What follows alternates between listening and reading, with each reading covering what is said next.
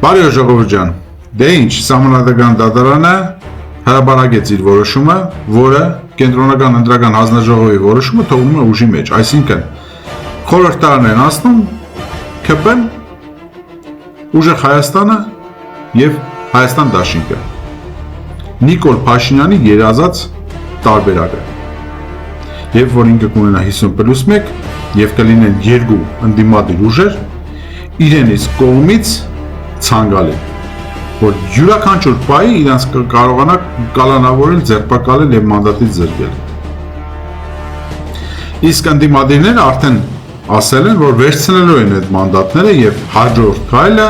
դա Նիկոլ Փաշինյանին հեռացնելն է։ Ձեր մեջ մի հատ sense դեժավյու չկա 21 թվի հետ կապված։ Ինչ էին ասում 21 թվին ընդդիմադիրները, գնում են ինչ անեն։ Այո, գնում էին Նիկոլին հանելու։ Ես ձեզ ավելին ասեմ, Նիկոլ Փաշինյանը նեցա ձեզ մաշեցնելու, նեցա խայդարականելու, որ դուք երազեք մանդատները չվերցրած լինեիք, բայց ձեզին տեղին է, ժողովրդին խապեցիք, այս աճ ու ձախ գցեցիք, ձերբակալեցին, տարան սաղին փագեցին, հիմա էլ գնացել եք, ուզում եք մանդատներ վերցնեք, խաղի մեջ եք, պարզ է, կարանք մի բան ֆիքսենք ժողովուրդ ջան, Հայաստանի Հանրապետությունում ընդդիմություն չկա, չի եղել եւ մոտակա ժամանակներում, եթե մենք ձևավորենք միասին այդ ընդդիմությունը չի լինելու։ Նիկոլ Փաշինյանին կարամ մենակ ասեմ բրավո, դու եւս մեկ անգամ մի ամբողջ ազգ խապեցիր։ Գիտեք ինչով խապեց։ Ինքը խապեց, որ ընդդիմադիրներ կան։ Ինքը խապեց, որ այս ընդդիմադիրները իրանց հետ խաղի մեջ չեն։ Այո, ինձ է խապեցին։ Եվս մեկ անգամ ես փորձեցի հավատալ, որ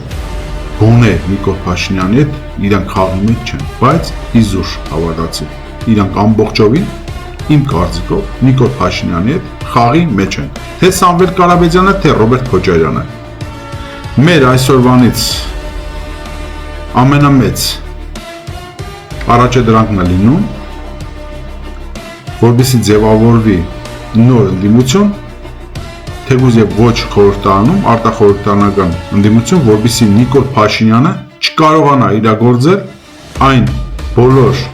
հրահանգները, որոնք կգան Բաքվից կամ Անկարայից։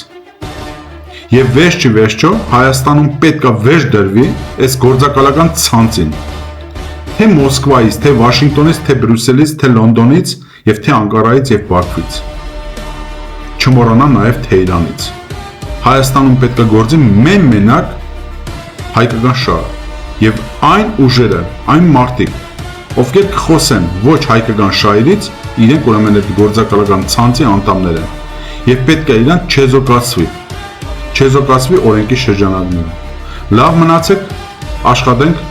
լավ կլինի։